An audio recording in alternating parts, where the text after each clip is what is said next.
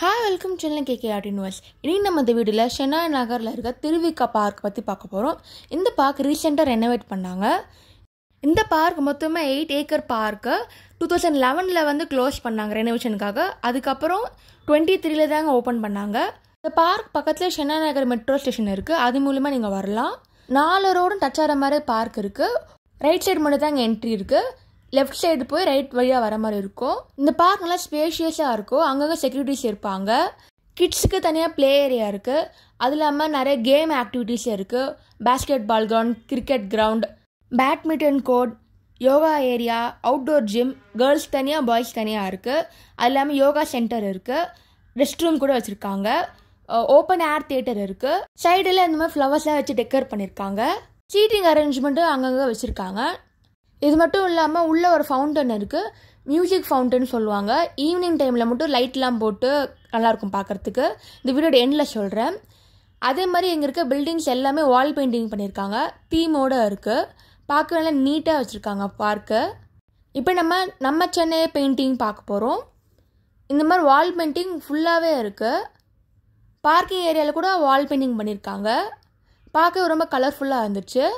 உள்ளே வந்து minimum 2 hours தான் ஆகும். நல்லா ரிலாக்ஸாக என்ஜாய் பண்ணலாம். இது இல்லாமல் உள்ளே மொத்தம் 130 ட்ரீஸ் கிட்டே இருக்குது. இது பேர் மியாவாகி செயற்கை காடுகள்னு சொல்கிறாங்க. இந்த மாதிரி லைட்டிங் அரேஞ்ச்மெண்ட் அங்கங்கே இருக்குது. ஈவினிங் டைமில் பார்த்தா ரொம்ப கலர்ஃபுல்லாக இருக்கும் பார்க்குறதுக்கு.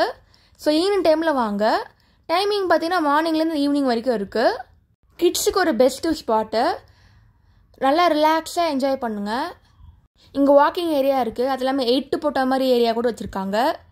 அவுட்டோர் ஜிம்மில் கேர்ள்ஸ் தனியாக இருக்குது, பாய்ஸ் தனியாக இருக்குது. நல்லா ப்ரைவசியோடு பண்ணியிருக்காங்க. அதே மாதிரி கிட்ஸுக்கான ப்ளே கிரவுண்ட் பார்த்திங்கன்னா நிறைய கேம்ஸ் வச்சுருக்காங்க. கண்டிப்பாக குழந்தைங்களுக்கு பிடிக்கும்.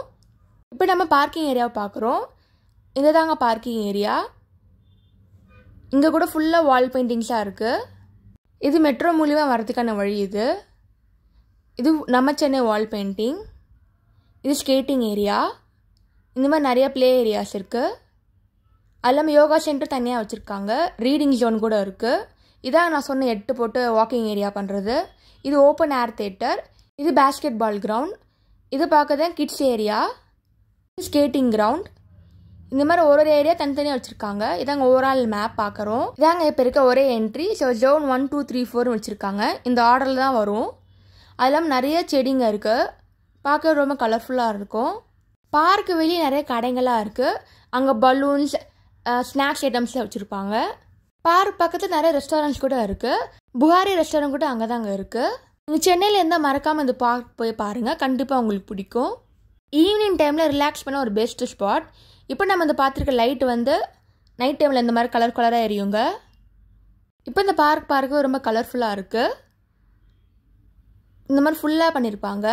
இந்த லைட் ஈவினிங் 6:20 தாங்க போட்டாங்க. இதுக்கப்புறம் 6:30 வந்து மியூசிக்கல் ஃபவுண்டன் பண்ணுவாங்க.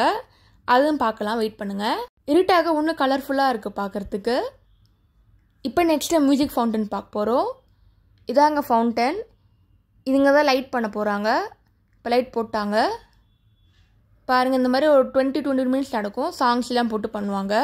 ஹிப்ஹாப் தமிழ் சாங் போட்டிருந்தாங்க நாங்கள் போகும்போது.